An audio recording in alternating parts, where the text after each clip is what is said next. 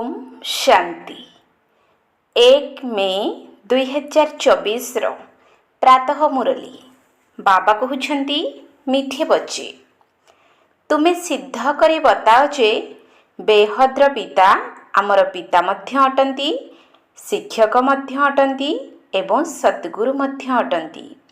तेणु से सर्वव्यापी होई परिबे नाही।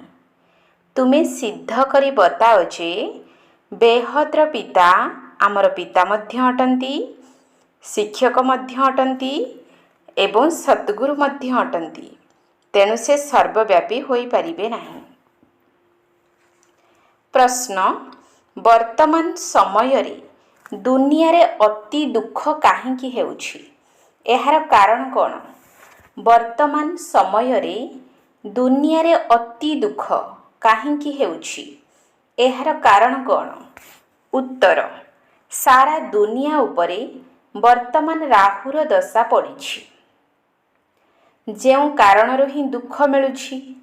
वृक्षपति बाबा जेतेबेले आसुछंती सेतेबेले समस्तंक उपरे बृहस्पतिर दशा पड़ुछि। सत्य त्रेता जुगरे बृहस्पतिर दशा थाए, रावणर चिन्ह वर्ण न थाए। सेथिपाई सेठारे दुख मध्य न थाए। बाबा आसिछंती सुखधामर स्थापना करिबा पाई, तेणु सेठारे कौनसी दुख रहिबो नाही। ओम शांति। आत्मिक पिलामानंकु आत्मिक बाबा बसी बुझाउछंती।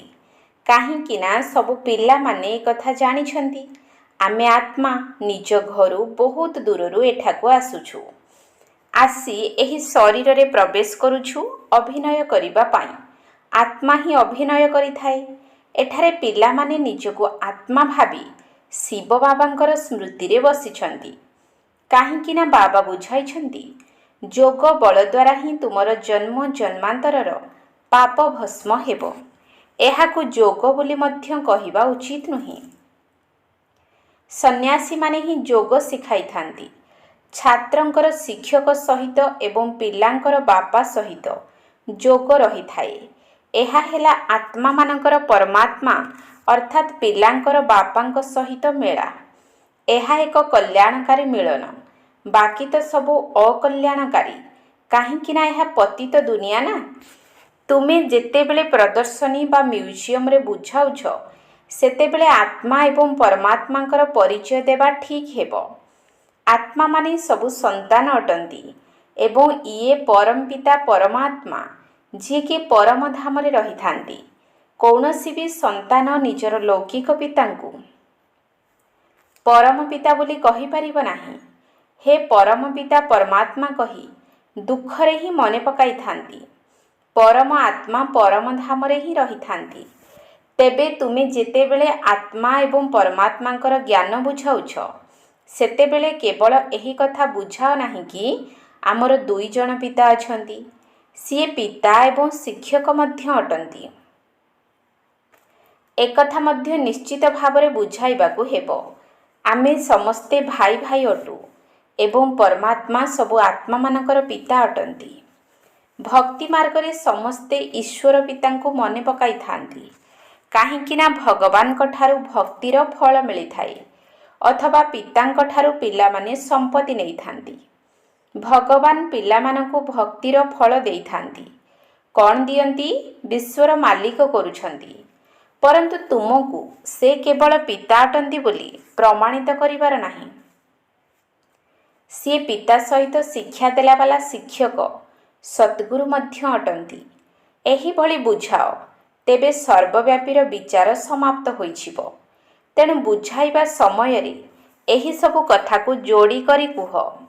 एही बाबा ज्ञानर सागर जे कि आसी राजयोगर शिक्षा देउछंती। सेमानकु कुह सिए शिक्षादाता शिक्षक अटंती। तेबे सर्वव्यापी किपरि होई परिबे? शिक्षक एवं विद्यार्थी निश्चित भावरे अलगा अलगा अटंती। जेपरि पिता एवं पुत्र अलगा। आत्मा माने पिता परमात्मा को मने पकाइछंती एवं तांकर महिमा मध्य करुछंती। बाबा ही मनुष्य सृष्टिर बीज रूप अटंती। बाबा आसी आमको मनुष्य सृष्टिर आदि मध्य अंतर ज्ञान शुणाउछंती। ବାବା ବର୍ତ୍ତମାନ ସ୍ୱର୍ଗର ସ୍ଥାପନା କରୁଛନ୍ତି। ଆମେ ସମସ୍ତେ ସ୍ୱର୍ଗବାସୀ ହେଉଛୁ। ତା ସହିତ ଏକଥା ମଧ୍ୟ ବୁଝାଉଛନ୍ତି ଯେ ଆମର 2 ଜଣ ପିତା ଅଛନ୍ତି। ଲୌକିକ ପିତା ପାଳନ କରିଥାନ୍ତି, ପୁଣି ଶିକ୍ଷକଙ୍କ ପାଖକୁ ପାଠ ପଢ଼ିବା ପାଇଁ ଯିବାକୁ ପଡ଼ିଥାଏ। ପୁଣି 60 ବର୍ଷ ପରେ ବାନପ୍ରସ୍ଥ ଅବସ୍ଥାରେ ଗୁରୁ କରିବାକୁ ପଡ଼ିଥାଏ। ତେଣୁ ସେଠାରେ ପିତା, ଶିକ୍ଷକ, ଗୁରୁ ଅଲଗା ଅଲଗା ହୋଇଥାନ୍ତି। ଏହି ବେହଦ୍ର ପିତା ତ ସବୁ ଆତ୍ମାମାନଙ୍କର ପିତା, ଜ୍ଞାନର ସାଗର ଅଟନ୍ତି। ମନୁଷ୍ୟ ସୃଷ୍ଟିର ବୀଜରୂପ, ସତ୍‌ଚିତ୍ ଆନନ୍ଦ ସ୍ୱରୂପ ଅଟନ୍ତି। ବାବା ସୁଖ ଏବଂ ଶାନ୍ତିର ସାଗର ଅଟନ୍ତି। ଶିବ ବାବାଙ୍କର ହିଁ ମହିମା କର, କାହିଁକି ନା ଦୁନିଆରେ ମତଭେଦ ବହୁତ ଅଛି ନା। ଯଦି ସିଏ ସର୍ବବ୍ୟାପୀ, ତେବେ ଶିକ୍ଷକ ହୋଇ ପାଠ ପଢ଼ାଇବେ କିପରି? ପୁଣି ବାବା ସଦ୍‌ଗୁରୁ ମଧ୍ୟ ଅଟନ୍ତି। ସମସ୍ତଙ୍କର ଗାଇଡ୍ ହୋଇ ନେଇଯାଉଛନ୍ତି। ବାବା ଆମକୁ ଶିକ୍ଷା ଦେଉଛନ୍ତି, ଅର୍ଥାତ୍ ଯୋଗ କରିବା ଶିଖାଉଛନ୍ତି। ଭାରତର ପ୍ରାଚୀନ ରାଜଯୋଗର ଗାୟନ ମଧ୍ୟ ରହିଛି। ପୁରୁଣାରୁ ପୁରୁଣା ହେଲା ସଙ୍ଗମ ଯୁଗ, ନୂଆ ଏବଂ ପୁରୁଣା ଦୁନିଆର ମଧ୍ୟବର୍ତ୍ତୀ ସମୟ। ତୁମେମାନେ ଜାଣିଛ, ଆଜିଠାରୁ 5000 ବର୍ଷ ପୂର୍ବରୁ ବାବା ଆସି ଆମକୁ ନିଜର କରି ଆମର ଶିକ୍ଷକ ସଦ୍‌ଗୁରୁ ମଧ୍ୟ ହୋଇଥିଲେ। ସିଏ କେବଳ ଆମର ବାବା ନୁହନ୍ତି, ସିଏ ତ ଜ୍ଞାନର ସାଗର, ଅର୍ଥାତ୍ ଶିକ୍ଷକ ହୋଇ ଆମକୁ ଶିକ୍ଷା ମଧ୍ୟ ଦେଉଛନ୍ତି। ବାବା ଆମକୁ ସୃଷ୍ଟିର ଆଦି, ମଧ୍ୟ, ଅନ୍ତର ରହସ୍ୟକୁ ବୁଝାଉଛନ୍ତି। କାହିଁକି ନା ସିଏ ବୀଜରୂପ ବୃକ୍ଷପତି ଅଟନ୍ତି। ସିଏ ଯେତେବେଳେ ଭାରତକୁ ଆସୁଛନ୍ତି, ସେତେବେଳେ ଭାରତ ଉପରେ ବୃହସ୍ପତିର ଦଶା ପଡ଼ୁଛି। ସତ୍ୟଯୁଗରେ ସମସ୍ତେ ସର୍ବଦା ସୁଖୀ ଦେବୀ ଦେବତା ହୋଇଥାନ୍ତି। ସମସ୍ତଙ୍କ ଉପରେ ବୃହସ୍ପତିର ଦଶା ପଡ଼ିଥାଏ। ପୁଣି ଦୁନିଆ ଯେତେବେଳେ ତମପ୍ରଧାନ ହୋଇଯାଏ, ସେତେବେଳେ ସମସ୍ତଙ୍କ ଉପରେ ରାହୁର ଦଶା ପଡ଼ିଥାଏ। ବୃକ୍ଷପତିଙ୍କୁ କେହି ମଧ୍ୟ ଜାଣିନାହାନ୍ତି। ଯଦି ନ ଜାଣିବେ, ତେବେ ସମ୍ପତ୍ତି କିପରି ମିଳିବ? ତୁମେମାନେ ଯେତେବେଳେ ଏଠାରେ ବସୁଛ, ସେତେବେଳେ ଅଶରୀରୀ ହୋଇ ବସ। ଆମକୁ ତ ଏହି ଜ୍ଞାନ ମିଳିଛି ଯେ ଆତ୍ମା ଏବଂ ଘର ଅଲଗା ଅଲଗା। 5 ତତ୍ତ୍ୱରେ ଶରୀର ତିଆରି ହୋଇଗଲେ ଏଥିରେ ଆତ୍ମା ପ୍ରବେଶ କରିଥାଏ। ଏଠାରେ ସମସ୍ତଙ୍କର ଅଭିନୟ ନିର୍ଦ୍ଧାରିତ ହୋଇ ରହିଛି। ପ୍ରଥମେ ଏହି ମୁଖ୍ୟ କଥା ବୁଝାଇବାକୁ ହେବ ଯେ ଶିବ ବାବା ପରମ ପିତା, ପରମ ଶିକ୍ଷକ ଅଟନ୍ତି। ତେବେ ଲୌକିକ ପିତା, ଶିକ୍ଷକ, ଗୁରୁଙ୍କ ମଧ୍ୟରେ ଥିବା ପ୍ରଭେଦ ବୁଝାଇବା ଦ୍ୱାରା ତୁରନ୍ତ ବୁଝିଯିବେ। ତର୍କ କରିବେ ନାହିଁ। ଆତ୍ମାର ପିତାଙ୍କ ପାଖରେ ହିଁ ସମସ୍ତ ଜ୍ଞାନ ରହିଛି। ତାଙ୍କ ପାଖରେ ଏହି କୁଶଳତା ରହିଛି। ଶିବ ବାବା ହିଁ ଆମକୁ ରଚନାର ଆଦି, ମଧ୍ୟ, ଅନ୍ତର ରହସ୍ୟକୁ ବୁଝାଉଛନ୍ତି। ଆଗରୁ ଋଷି ମୁନି ଆଦି କହୁଥିଲେ, ଆମେ ରଚୟିତା ଏବଂ ରଚନାର ଆଦି, ମଧ୍ୟ, ଅନ୍ତକୁ ଜାଣିନାହୁଁ। କାହିଁକି ନା ସେହି ସମୟରେ ସେମାନେ ସତୋ ଥିଲେ। ପ୍ରତ୍ୟେକ ଜିନିଷ ସତୋ ପ୍ରଧାନ, ସତୋ ରଜଃ ତମଃରେ ଆସିଥାଏ। ସବୁକିଛି ନୂଆରୁ ପୁରୁଣା ନିଶ୍ଚିତ ଭାବରେ ହୋଇଥାଏ। ତୁମେମାନେ ଏହି ସୃଷ୍ଟିଚକ୍ରର ଆୟୁଷକୁ ମଧ୍ୟ ଜାଣିଛ। ଏହାର ଆୟୁଷ କେତେ, ଏହା ମନୁଷ୍ୟମାନେ ଭୁଲି ଯାଇଛନ୍ତି। ବାକି ଏହି ଶାସ୍ତ୍ର ଆଦି ସବୁ ଭକ୍ତି ମାର୍ଗ ପାଇଁ ରଚନା କରିଛନ୍ତି। ବହୁତ କାହାଣୀ ଲେଖିଦେଇଛନ୍ତି। ସମସ୍ତଙ୍କର ପିତା ଏବଂ ସଦ୍‌ଗତି ଦାତା ଜଣେ, କିନ୍ତୁ ଗୁରୁ ଅନେକ ଅଛନ୍ତି। ସଦ୍‌ଗତି ଦାତା ସଦ୍‌ଗୁରୁ କେବଳ ଜଣେ ହିଁ ହୋଇଥାନ୍ତି। ସଦ୍‌ଗତି କିପରି ହୋଇଥାଏ, ଏକଥା ମଧ୍ୟ ତୁମମାନଙ୍କର ବୁଦ୍ଧିରେ ଅଛି। ତେବେ ଆଦି ସନାତନ ଦେବୀ ଦେବତା ଧର୍ମକୁ ହିଁ ସଦ୍‌ଗତି କୁହାଯାଇଥାଏ। ସେଠାରେ କମ୍ ମନୁଷ୍ୟ ରହିବେ। ଏବେ ତ କେତେ ଢେର ମନୁଷ୍ୟ ଅଛନ୍ତି। ସେଠାରେ କେବଳ ଦେବତାମାନଙ୍କର ରାଜ୍ୟ ହେବ। ପୁଣି ବଂଶାବଳୀ ବୃଦ୍ଧି ହୋଇ ଚାଲିବ। ଲକ୍ଷ୍ମୀ ନାରାୟଣ ପ୍ରଥମ, ଦ୍ୱିତୀୟ, ତୃତୀୟ ଏହିଭଳି ଚାଲିବ। ପ୍ରଥମ ଲକ୍ଷ୍ମୀ ନାରାୟଣଙ୍କର ରାଜ୍ୟ ଚାଲିବା ସମୟରେ ବହୁତ କମ୍ ମନୁଷ୍ୟ ରହିବେ। ଏହି ଖିଆଲ ମଧ୍ୟ କେବଳ ତୁମର ହିଁ ଚାଲୁଛି। ଏକଥା ତୁମେମାନେ ଜାଣିଛ, ଭଗବାନ ତୁମ ଆତ୍ମାମାନଙ୍କର ଏକମାତ୍ର ପିତା ଅଟନ୍ତି।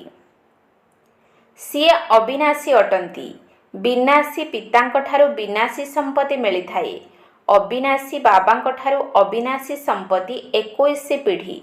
ସ୍ୱର୍ଗର ରାଜତ୍ୱ ମିଳିଥାଏ। 21 ପିଢ଼ି ଅର୍ଥାତ୍ ବୁଢ଼ା ହେଲା ପରେ ଶରୀର ଛାଡ଼ିଥାନ୍ତି। ସେଠାରେ ନିଜକୁ ଆତ୍ମା ଭାବିବେ। ଏଠାରେ ଦେହ ଅଭିମାନୀ କାରଣରୁ ଜାଣିନାହାନ୍ତି ଯେ ଆତ୍ମା ହିଁ ଗୋଟିଏ ଶରୀର ଛାଡ଼ି ଆଉ ଗୋଟିଏ ନେଇଥାଏ। ତେବେ ବର୍ତ୍ତମାନ ଦେହ ଅଭିମାନୀ ଆତ୍ମାମାନଙ୍କୁ ଆତ୍ମ ଅଭିମାନୀ କିଏ କରିବ? ବର୍ତ୍ତମାନ ସମୟରେ ଜଣେ ମଧ୍ୟ ଆତ୍ମ ଅଭିମାନୀ ନାହାନ୍ତି। ବାବା ହିଁ ଆସି ଆତ୍ମ ଅଭିମାନୀ କରୁଛନ୍ତି। ସତ୍ୟ ଯୁଗରେ ଏକଥା ଜାଣିଥିବେ ଯେ ଆତ୍ମା ଏହି ପୁରୁଣା ଶରୀରକୁ ଛାଡ଼ି ଯାଇ ଛୋଟ ପିଲା ହୋଇ ଜନ୍ମ ହେବ। ସର୍ପର ଉଦାହରଣ ମଧ୍ୟ ରହିଛି। ଏହି ସର୍ପ ଭ୍ରମରୀ ଆଦିର ଉଦାହରଣ ସବୁ ଏଠିକାର ଏବଂ ବର୍ତ୍ତମାନ ସମୟର ଅଟେ, ଯାହା ପୁଣି ଭକ୍ତି ମାର୍ଗରେ ମଧ୍ୟ କାମରେ ଆସିଥାଏ। ବାସ୍ତବରେ ବ୍ରାହ୍ମଣୀ ତ ତୁମେମାନେ ଅଟ, ଯିଏକି ବିଷ୍ଠାର କୀଟକୁ ଜ୍ଞାନର ଭୁଁ ଭୁଁ କରି ମନୁଷ୍ୟରୁ ଦେବତା କରିଦେଉଛ। ବାବାଙ୍କ ପାଖରେ ଜ୍ଞାନ ଅଛି ନା, ସିଏ ହିଁ ଜ୍ଞାନର ସାଗର, ଶାନ୍ତିର ସାଗର ଅଟନ୍ତି। ସମସ୍ତେ ଶାନ୍ତି ମାଗୁଛନ୍ତି ନା, ଶାନ୍ତି ଦିଅ କାହାକୁ ଡାକୁଛନ୍ତି? ଯିଏ ଶାନ୍ତିର ଦାତା ଅଥବା ସାଗର ଅଟନ୍ତି, ତାଙ୍କର ମହିମା ମଧ୍ୟ ଗାନ କରୁଛନ୍ତି। କିନ୍ତୁ ଏହା ଅର୍ଥରହିତ। ଯଦିଓ କହିଦେଉଛନ୍ତି କିନ୍ତୁ କିଛି ବି ବୁଝୁନାହାନ୍ତି। ବାବା କହୁଛନ୍ତି ଏହି ବେଦଶାସ୍ତ୍ର ଆଦି ସବୁ ଭକ୍ତି ମାର୍ଗର ଅଟେ। 63 ଜନ୍ମ ଭକ୍ତି କରିବାକୁ ହିଁ ହେବ। କେତେ ଢେର ଶାସ୍ତ୍ର ରହିଛି। ଶାସ୍ତ୍ର ପଢ଼ିବା ଦ୍ୱାରା ମୋତେ କେହି ପାଇପାରିବେ ନାହିଁ। ମୋତେ ଡାକୁଛନ୍ତି ଆସି ପବିତ୍ର କର। ଏହା ତମ ପ୍ରଧାନ ଆବର୍ଜନାପୂର୍ଣ୍ଣ ଦୁନିଆ, ଯାହାକି କୌଣସି କାମର ନୁହେଁ। ଏଠାରେ କେତେ ଦୁଃଖ ରହିଛି। ଏହି ଦୁଃଖ କେଉଁଠାରୁ ଆସିଲା? ବାବା ତ ତୁମକୁ ବହୁତ ସୁଖ ଦେଇଥିଲେ, ପୁଣି ତୁମେ ସିଡ଼ିରେ କିପରି ତଳକୁ ଖସିଲ? ଜ୍ଞାନ ଏବଂ ଭକ୍ତିର ଗାୟନ ମଧ୍ୟ ରହିଛି ନା। ଜ୍ଞାନ ବାବା ଶୁଣାଉଛନ୍ତି, ରାବଣ ଭକ୍ତି ଶିଖାଉଛି। ତେବେ ନା ବାବା ଦୃଶ୍ୟମାନ ହୋଇଥାନ୍ତି ନା ରାବଣ। ଉଭୟଙ୍କୁ ଏହି ଆଖି ଦ୍ୱାରା ଦେଖି ହୁଏ ନାହିଁ, ଆତ୍ମାକୁ ହିଁ ଜାଣିଥାନ୍ତି। ଆମେ ସବୁ ଆତ୍ମା, ତେବେ ଆତ୍ମାର ପିତା ମଧ୍ୟ ନିଶ୍ଚିତ ଥିବେ। ବାବା ପୁଣି ଶିକ୍ଷକ ମଧ୍ୟ ହେଉଛନ୍ତି, ଆଉ କେହି ଏପରି ହୋଇନଥାନ୍ତି। ଏବେ ତୁମେ 21 ଜନ୍ମ ପାଇଁ ସଦ୍ଗତି ପ୍ରାପ୍ତ କରୁଛ, ପୁଣି ଗୁରୁଙ୍କର କୌଣସି ଆବଶ୍ୟକତା ହିଁ ରହିବ ନାହିଁ। ବାବା ସମସ୍ତଙ୍କର ପିତା, ପୁଣି ଶିକ୍ଷାଦାତା ଶିକ୍ଷକ ମଧ୍ୟ ଅଟନ୍ତି।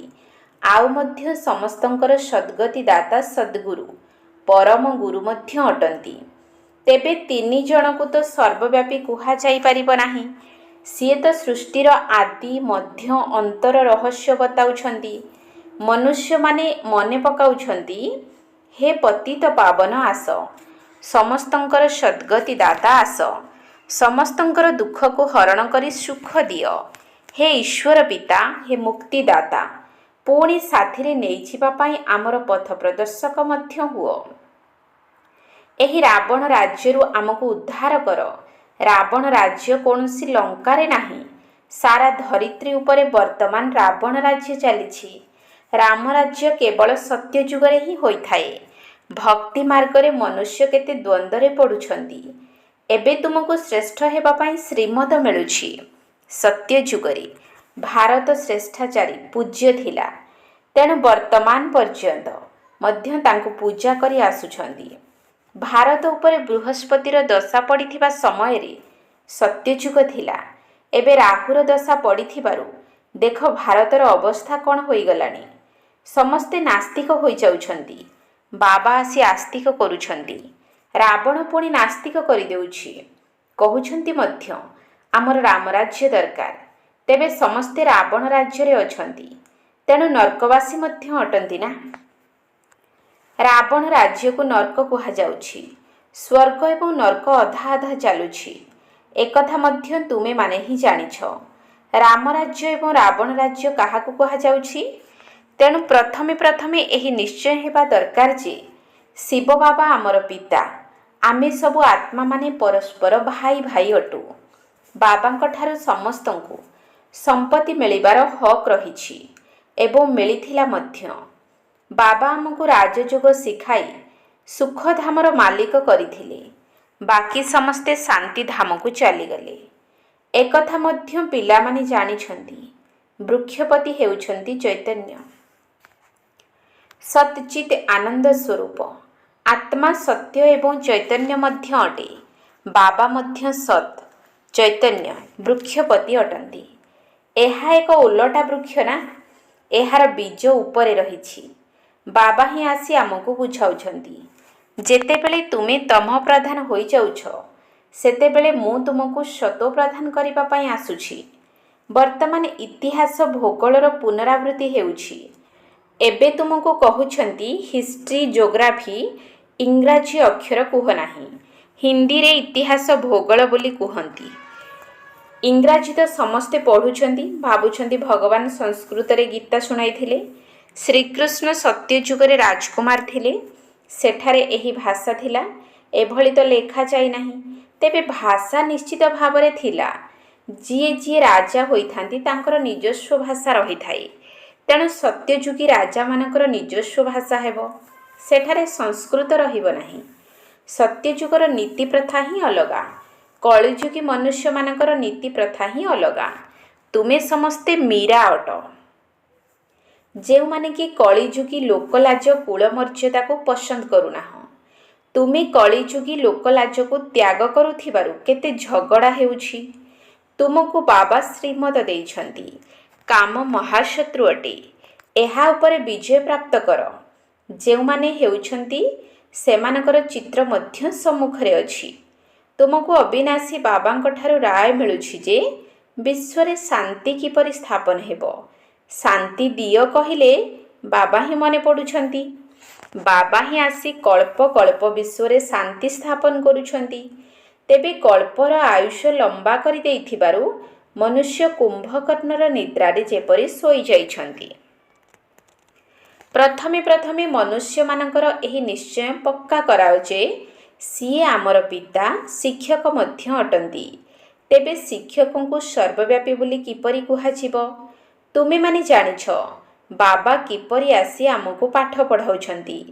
ତୁମେ ତାଙ୍କର ଜୀବନ କାହାଣୀକୁ ଜାଣିଛ। ବାବା ନର୍କକୁ ସ୍ୱର୍ଗ କରିବା ପାଇଁ ଆସୁଛନ୍ତି। ବାବା ଶିକ୍ଷକ ମଧ୍ୟ ଅଟନ୍ତି, ପୁଣି ସାଥିରେ ମଧ୍ୟ ନେଇଯିବେ। ଆତ୍ମାମାନେ ତ ଅବିନାଶୀ ଅଟନ୍ତି। ନିଜର ଅଭିନୟ ସମ୍ପୂର୍ଣ୍ଣ କରି ଘରକୁ ଯାଇଥାନ୍ତି। ତେଣୁ ଘରକୁ ନେଲାବାଲା ଗାଇଡ୍ ମଧ୍ୟ ଦରକାର ନା? ବାବା ଦୁଃଖରୁ ଉଦ୍ଧାର କରି ପୁଣି ଗାଇଡ୍ ହୋଇ ସମସ୍ତଙ୍କୁ ନେଇଯାଉଛନ୍ତି। ଆଚ୍ଛା, ମିଠା ମିଠା ଶିକିଲଧେ ସନ୍ତାନମାନଙ୍କ ପ୍ରତି ମାତା ପିତା ବାପ ଦାଦାଙ୍କର ମଧୁର ସ୍ନେହଭରା ସ୍ମୃତି ଏବଂ ସୁପ୍ରଭାତ। ଆତ୍ମିକ ପିତାଙ୍କର ଆତ୍ମିକ ସନ୍ତାନମାନଙ୍କୁ ନମସ୍ତେ। ଆତ୍ମିକ ସନ୍ତାନମାନଙ୍କର ଆତ୍ମିକ ବାପ ଦାଦାଙ୍କୁ ନମସ୍ତେ ନମସ୍ତେ ନମସ୍ତେ। ସୁପ୍ରଭାତ। ଧାରଣା ପାଇଁ ମୁଖ୍ୟ ସାର। 1 ନମ୍ବର ପଏଣ୍ଟ, କଳିଯୁଗୀ ଲୋକଲାଜ କୁଳମର୍ଯ୍ୟାଦାକୁ ଛାଡ଼ି ଈଶ୍ୱରୀୟ କୁଳର ମର୍ଯ୍ୟାଦାକୁ ଧାରଣ କରିବାକୁ ହେବ। ଅଶରୀରୀ ବାବା ଯାହା ଶୁଣାଉଛନ୍ତି ତାକୁ ଅଶରୀରୀ ହୋଇ ଶୁଣିବାର ଅଭ୍ୟାସକୁ ପକ୍କା କରିବାକୁ ହେବ। କଳିଯୁଗୀ ଲୋକଲାଜ କୁଳମର୍ଯ୍ୟାଦାକୁ ଛାଡ଼ି ଈଶ୍ୱରୀୟ କୁଳର ମର୍ଯ୍ୟାଦାକୁ ଧାରଣ କରିବାକୁ ହେବ। ଅଶରୀରୀ ବାବା ଯାହା ଶୁଣାଉଛନ୍ତି ତାକୁ ଅଶରୀରୀ ହୋଇ ଶୁଣିବାର ଅଭ୍ୟାସକୁ ପକ୍କା କରିବାକୁ ହେବ। 2 ନମ୍ବର ପଏଣ୍ଟ, ବେହଦ୍ର ବାବା ଏକାଧାରରେ ପିତା, ଶିକ୍ଷକ, ସଦ୍ଗୁରୁ ଅଟନ୍ତି। ଏହି ରହସ୍ୟକୁ ସବୁ ଆତ୍ମାମାନଙ୍କୁ ବୁଝାଇବାକୁ ହେବ। ଏହି କଥାକୁ ପ୍ରମାଣିତ କରିବାକୁ ହେବ ଯେ ବେହଦ୍ର ବାବା ସର୍ବବ୍ୟାପୀ ନୁହନ୍ତି। ବେହଦ୍ର ବାବା ଏକାଧାରାରେ ପିତା, ଶିକ୍ଷକ, ସଦ୍ଗୁରୁ ଅଟନ୍ତି। ଏହି ରହସ୍ୟକୁ ସବୁ ଆତ୍ମାମାନଙ୍କୁ ବୁଝାଇବାକୁ ହେବ। ଏହି କଥାକୁ ପ୍ରମାଣିତ କରିବାକୁ ହେବ ଯେ ବେହଦ୍ର ବାବା ସର୍ବବ୍ୟାପୀ ନୁହନ୍ତି। ବରଦାନ, ଦେହ ଅଭିମାନଯୁକ୍ତ ଚପଳତାରୁ ମୁକ୍ତ ହୋଇ ଆତ୍ମିକ ସ୍ୱାଭିମାନରେ ରହୁଥିବା ପ୍ରୀତ ବୁଦ୍ଧି ଭବ। ଦେହ ଅଭିମାନଯୁକ୍ତ ଚପଳତାରୁ ମୁକ୍ତ ହୋଇ ଆତ୍ମିକ ସ୍ୱାଭିମାନରେ ରହୁଥିବା ପ୍ରୀତ ବୁଦ୍ଧି ଭବ। କେତେକ ପିଲା ଦେହ ଅଭିମାନଯୁକ୍ତ ସ୍ୱଭାବ ସଂସ୍କାରର ଚପଳତା ବହୁତ କରିଥାନ୍ତି। ଯେଉଁଠାରେ ମୋର ସ୍ୱଭାବ, ମୋର ସଂସ୍କାର ଶବ୍ଦ ଆସିଥାଏ, ସେହିଠାରେ ହିଁ ଏହିଭଳି ଚପଳତା ଅର୍ଥାତ୍ ଚଗଲାମି ଆରମ୍ଭ ହୋଇଥାଏ। ଏହି ମୋର ଶବ୍ଦ ହିଁ ସମସ୍ତଙ୍କୁ ଚକ୍ରବ୍ୟୂହ ଭିତରକୁ ନେଇଯାଇଥାଏ। କିନ୍ତୁ ଯାହା ବାବାଙ୍କଠାରୁ ଭିନ୍ନ ଅଟେ ତାହା କେବେ ବି ମୋର ହୋଇପାରିବ ନାହିଁ। କାରଣ ମୋର ସ୍ୱଭାବ ବାବାଙ୍କର ସ୍ୱଭାବଠାରୁ ଭିନ୍ନ ହୋଇପାରିବ ନାହିଁ। ସେଥିପାଇଁ ଏହିଭଳି ଦେହ ଅଭିମାନଯୁକ୍ତ ଅଳ୍ପକାଳର ବିନାଶୀ ଚପଳତାଠାରୁ ମୁକ୍ତ ହୋଇ ଆତ୍ମିକ ସ୍ୱାଭିମାନରେ ଅର୍ଥାତ୍ ସ୍ୱମାନରେ ରୁହ। ପ୍ରୀତ ବୁଦ୍ଧି ହୋଇ ବାବାଙ୍କୁ ଭଲ ପାଇବାର ଚପଳତା ପଛକେ କର। ସ୍ଲୋଗାନ: ଯଦି ବାବାଙ୍କର ସହିତ ସେବା ସହିତ ଏବଂ ପରିବାର ସହିତ ମୋହବତ ଅର୍ଥାତ୍ ଭଲ ପାଇବା ଅଛି ତେବେ ମେହନତ କରିବାରୁ ମୁକ୍ତ ହୋଇଯିବ। ଯଦି ବାବାଙ୍କ ସହିତ ସେବା ସହିତ ଏବଂ ପରିବାର ସହିତ ମୋହବତ ଅର୍ଥାତ୍ ଭଲ ପାଇବା ଅଛି ତେବେ ମେହନତ କରିବାରୁ ମୁକ୍ତ ହୋଇଯିବ। ଓମ୍ ଶାନ୍ତି। ଯାଦୁଗର ବାବାଙ୍କର ଯାଦୁକୁ ଦେଖ, ଯାଦୁଗର ବାବାଙ୍କର ଯାଦୁକୁ ଦେଖ। ନିଃସ୍ୱାର୍ଥ ପାଳନା ଦେଇ, ନିଃସ୍ୱାର୍ଥ ପାଳନା ଦେଇ ହରନ୍ତି ଦୁଃଖ। ଯାଦୁଗର ବାବାଙ୍କର ଯାଦୁକୁ ଦେଖ, ଯାଦୁଗର ବାବାଙ୍କର ଯାଦୁକୁ ଦେଖ। ଆମରି ସନ୍ତାନ ହୋଇ 21 ଜନ୍ମ ପାଇ, ଆମରି ସନ୍ତାନ ହୋଇ 21 ଜନ୍ମ ପାଇ, ମାଗଣାରେ ଶିକ୍ଷା ଦେଇ, ମାଗଣାରେ ଶିକ୍ଷା ଦେଇ ଗଢ଼ନ୍ତି ଭାଗ୍ୟ। ଯାଦୁଗର ବାବାଙ୍କର ଯାଦୁକୁ ଦେଖ, ଯାଦୁଗର ବାବାଙ୍କର ଯାଦୁକୁ ଦେଖ। ଦୁଇ ବାପା ପରିଚୟ ସଭିଙ୍କୁ ଦେବା ନିଶ୍ଚୟ, ଦୁଇ ବାପା ପରିଚୟ ସଭିଙ୍କୁ ଦେବା ନିଶ୍ଚୟ। ଜ୍ଞାନ ଧନ ବାଣ୍ଟି ଦେବା, ଜ୍ଞାନ ଧନ ବାଣ୍ଟି ଦେବା କଟିବ ଦୁଃଖ।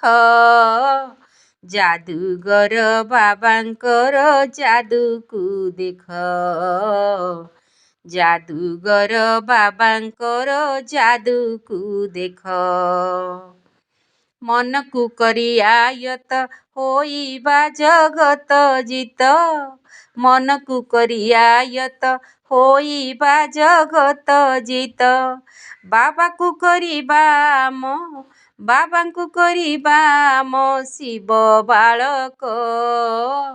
ଯାଦୁଗର ବାବାଙ୍କର ଯାଦୁକୁ ଦେଖ,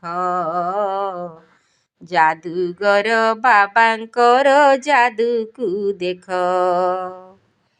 ସମୀପ ରତ୍ନ ହୋଇବା ଉମଙ୍ଗର ଖିଉଡ଼ିବା, ସମୀପ ରତ୍ନ ହୋଇବା ଉମଙ୍ଗର ଖିଉଡ଼ିବା। ବିଘ୍ନ ହୋଇବ ସମାପ୍ତ, ବିଘ୍ନ ହୋଇବ ସମାପ୍ତ ଉତ୍ସାହ ରଖ। ଯାଦୁଗର ବାବାଙ୍କର ଯାଦୁକୁ ଦେଖ, ଯାଦୁଗର ବାବାଙ୍କର ଯାଦୁକୁ ଦେଖ। ଏକର ଶାସନରେ ହୋଇବା ବିରାଜମାନ, ଏକର ଶାସନରେ ହୋଇବା ବିରାଜମାନ। ଗୋଟିଏ ଜନମ ତ୍ୟାଗ, ଗୋଟିଏ ଜନମ ତ୍ୟାଗ କରି ତ ଦେଖ।